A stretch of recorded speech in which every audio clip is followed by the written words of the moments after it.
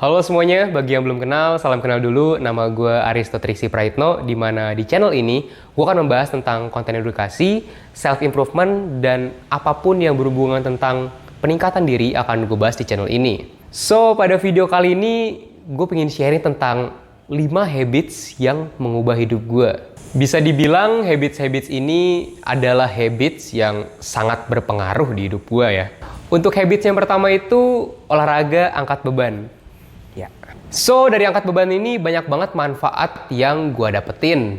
Sekarang gue kalau pakai baju apapun jadi merasa lebih pede dan badan berasanya jadi lebih fit aja gitu. Jadi gue udah mulai ngelakuin habit angkat beban ini kira-kira udah dari 1,5 tahun lalu ya. Jadi ceritanya waktu itu gue lagi lihat story temen gue yang lagi nge-gym dan temen gue ini ngepromosiin tempat gymnya kan.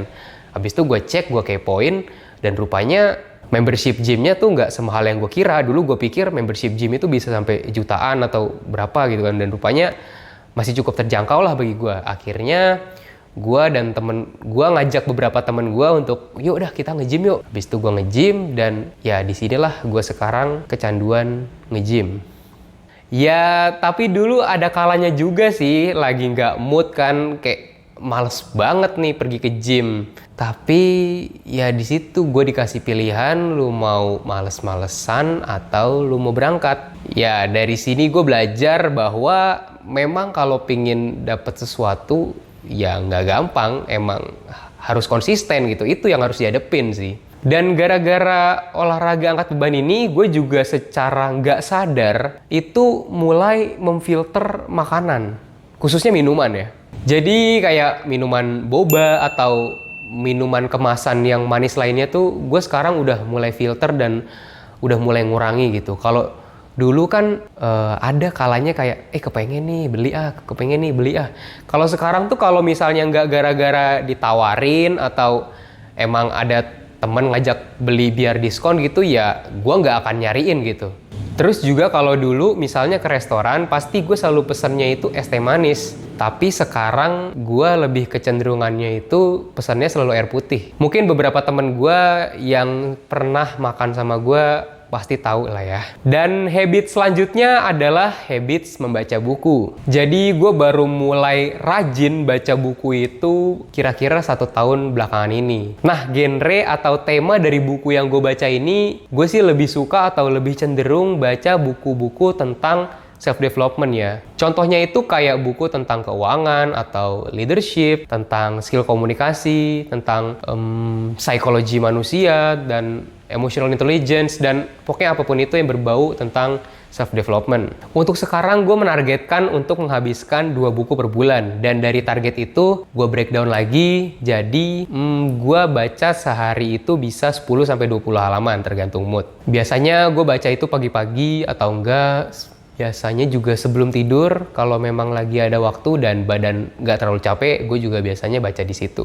Tapi terkadang gue juga suka baca kalau misalnya lagi nunggu, misalnya lagi ada kelas jam 10 dan gue udah sampai di jam 9.45 gitu. Nah, biasanya 15 menit waktu ini gue selingin buat membaca. Jadi gue memang berusaha untuk menyelipkan atau istilahnya gue memiliki akses untuk buku itu sebisa mungkin di berbagai macam tempat ya. Jadi gue taruh 1 buku dalam tas, gue taruh 1 buku di kamar, dan bahkan di sini juga ada buku. Dari habit membaca ini gue ngerasain banyak banget sih improvement di hidup gue. Jadi starting pointnya tuh gimana sih kok dulu gue bisa mulai habit membaca ini. Dari yang gue baca-baca, orang-orang sukses dan orang-orang hebat di dunia ini kayak misalnya Elon Musk, Jeff Bezos, Bill Gates, dan banyak orang-orang hebat lainnya, mereka memiliki satu kesamaan, yaitu mereka semua memiliki habit membaca. Ya, meskipun gak harus segila Warren Buffett atau Elon Musk yang mereka dalam sehari itu bisa ngabisin waktu sampai mungkin lebih dari 3 jam, 4 jam hanya untuk membaca buku. Tapi gue sadar bahwa ada satu kesamaan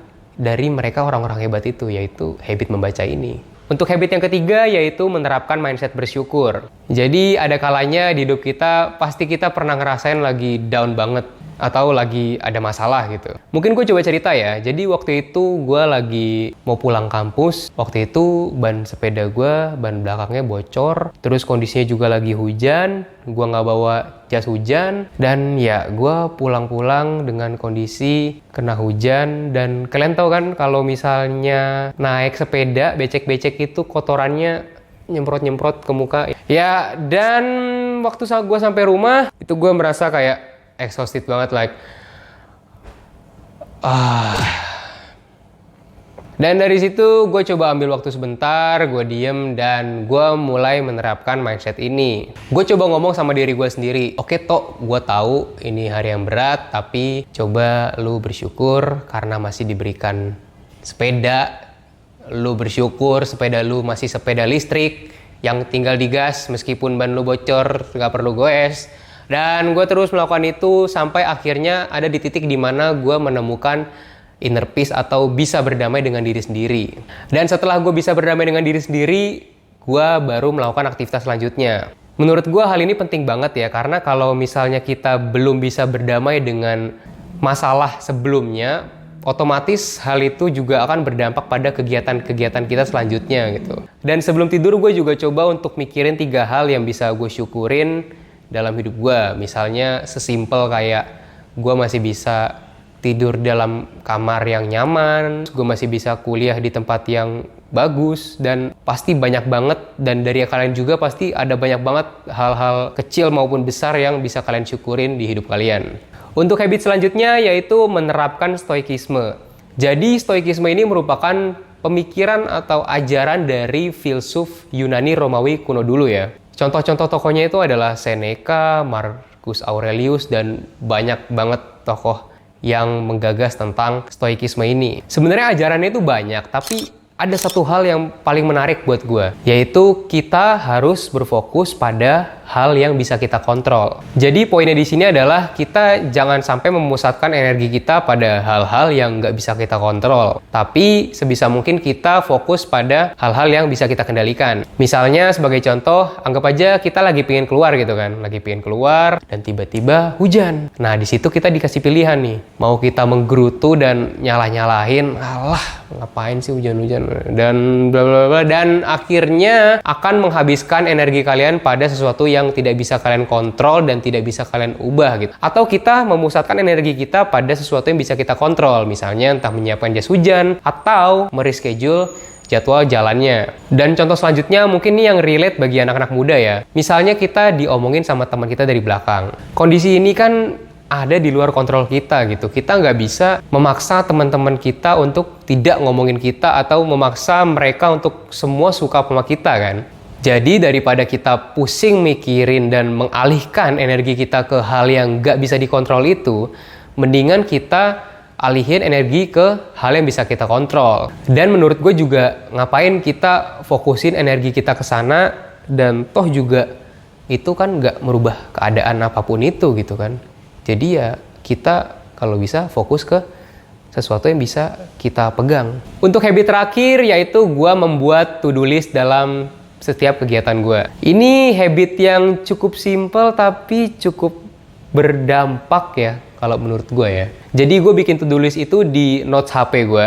Nah di notes HP itu gue bikin dari Senin sampai hari Minggu. Abis itu gue coba nulis jadwal-jadwal yang udah fix atau yang pasti gue lakuin dan gak bisa diubah. Contohnya itu misalnya kayak jadwal kuliah, jadwal gue untuk olahraga. Habis itu selain gue nulis jadwalnya, gue juga nulis time frame-nya. Misalnya untuk kuliah dari jam 7.30 entah sampai jam 9.40. Dan setelah gue menuliskan jadwal-jadwal yang fix, baru gue coba untuk menuliskan jadwal yang tentatif. Misalnya kayak ketemu sama temen atau ngerjain tugas atau masak mungkin. Dan untuk mengatur to-do list ini biasanya gue lakukan di 1 hari sebelumnya. Jadi misalnya gue pengen bikin to-do list di hari Senin.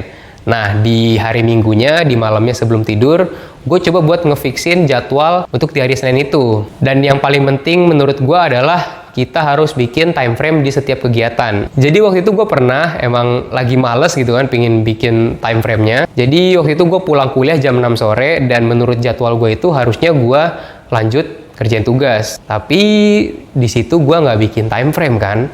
Otomatis gue pulang, terus naik kasur, main HP, tiba-tiba nggak sadar udah jam 9 malam. Dan ya waktu gue evaluasi diri pada hari itu, gue sadar bahwa gue nggak bikin time frame di to-do list gue. Jadi otak kita ini paling nggak suka sama yang namanya ketidakpastian itu ya. Mungkin kita bilang, oke, gue mau ngerjain tugas habis pulang kuliah. Tapi pulang kuliahnya kapan? Kan jam 11 malam tuh juga pulang kuliah kan, dan tetap di hari yang sama kan. Jadi otak kita ini kecenderungannya memang untuk suka menunda-nunda gitu. Jadi sebisa mungkin untuk setiap kegiatannya bisa dibikin time frame yang jelas. Mungkin untuk cara membuat to-do list yang lengkap nanti bisa gue bikin di video baru ya. Oke, segitu aja buat video kali ini. Kira-kira kalian punya nggak nih habit yang menurut kalian nih berdampak banget dan berimpact banget gitu buat hidup kalian? Mungkin kalian coba share di kolom komentar, atau mungkin kalian bisa sharing di Instagram dan coba tag gue, nanti kita bisa diskusi bareng di sana. Kalau kalian merasa video ini bermanfaat, jangan lupa buat share ke teman-teman kalian, like, subscribe, dan nyalain loncengnya jadi kalian bisa dapat notifikasi setiap konten baru yang gue buat. See you guys in the next video. Keep learning.